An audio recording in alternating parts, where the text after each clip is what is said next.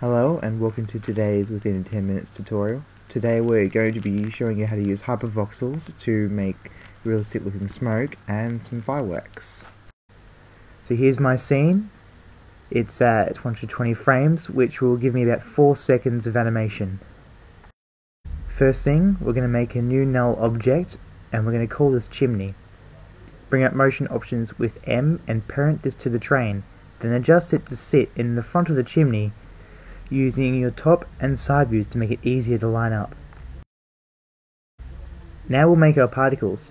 Go to Dynamic Object and choose Particle, and we'll call this one Smoke. Before we do anything, we'll give this a group name, and we'll call it Smoke 2. The reason we are making a group for this is that we want to add a wind emitter later, but we only want it to affect the smoke, not the fireworks. Set the birth rate to 200 and the maximum to 2000. Set the sphere to size no change because we don't want our changes later on to have any effect on its overall appearance. Go to the Particle tab and set that to max frames we'll use. Then below that, set that to 10 so each particle can live between 110 and 130 frames. Now hit play and go to your Motion tab and we'll set up the emitter. We'll try 5 minutes at first and give it a vibration of 5 so it puffs out. In the Etc tab, set the gravity to 4 to give it some natural lift.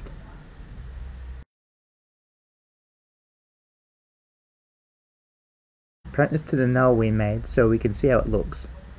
This will do for setting up the hypervoxel, but I'm going to quickly tweak it to make it look more how I want.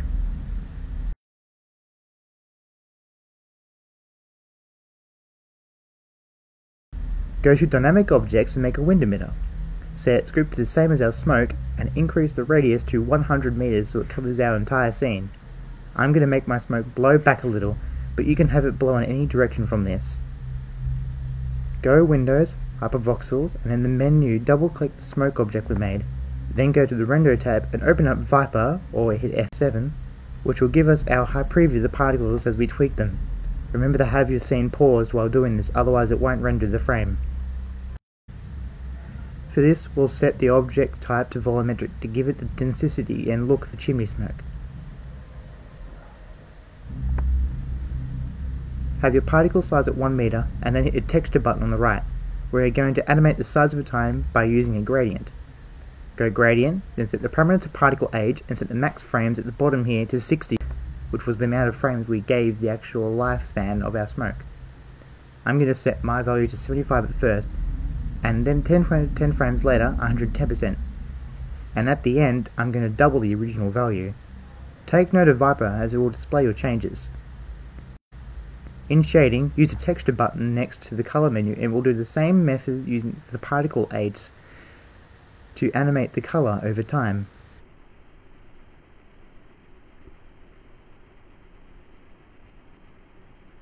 We're going to make this slightly opaque, but for this we'll animate the dissolve option, not the opacity. Again, repeat the process to animate a slight transparency, but remember this is smoke billowing out of a train, so it's quite dense and we want to keep the value very low. Finally, in the Hypertexture tab, we'll give our smoke some definition. I'm going to use Crumple. Play around with the frequencies to decide how smooth or rough you want the texture. When ready, set the amplitude up to 150% and the effect to velocity translate, which will make the texture morph a little based on the movement and size of particles, and we'll leave the effect speed on its default value. Close this and we'll create our fireworks.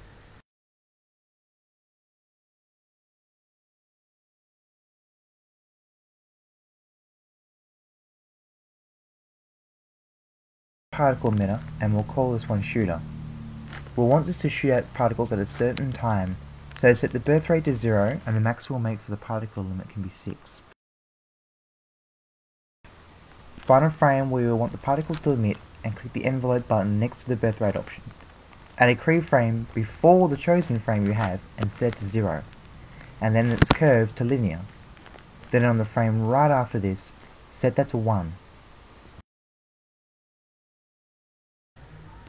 For this, we'll also set to generate by each frame and make sure the nozzle is size no change. In the Particle tab, we'll set its life to 30 and the plus and minus value to 10.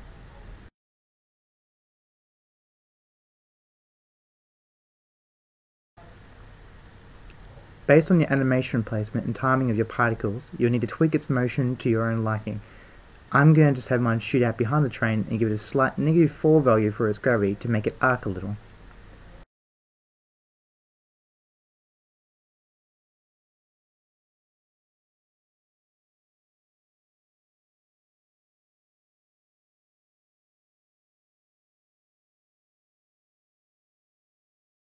When you are satisfied with your settings, create another particle emitter and we'll cause one explode. Parent it to the shooter. I'm going to leave my birth rate as default, set the limit to 2000 and set generate to frame, and once more, size no change. But before moving on, we're going to set it to parent the emitter end for nozzle, which will set it to appear at the depth of the shooter's own particles. We'll set its life to 30 seconds as well. You can also change the plus-minus value again to add some variation, but I'm not going to worry about it here. In the Motion tab, we'll only need to set the vibrations. Then the Etc. tab, add in some negative gravity and set the parent motion down to 0% so it explodes out.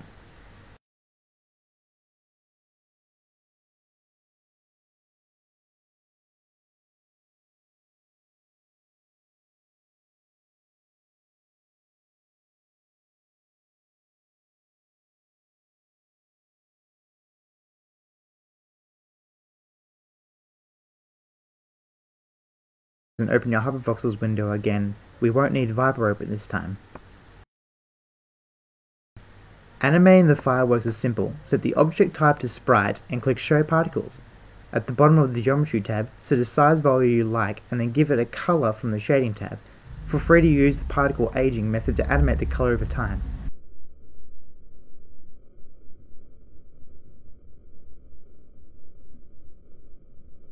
Set your explosion hypervoxel to sprite as well.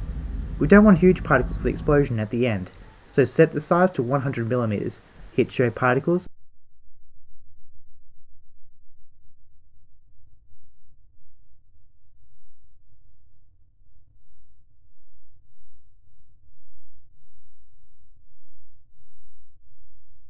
you go to the Shading tab. This time we'll set a particle aging parameter for the color so it transitions over time.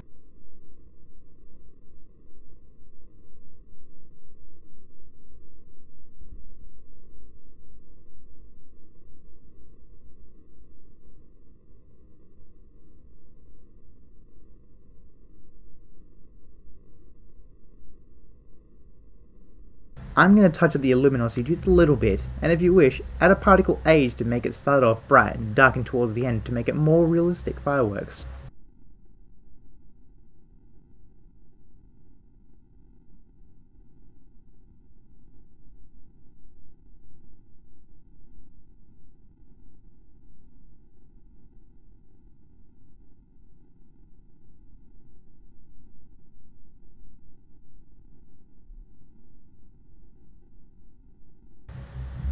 To finish, just set your render output and hit F10. You won't be needing any other settings activated for this scene. Here's the finished product.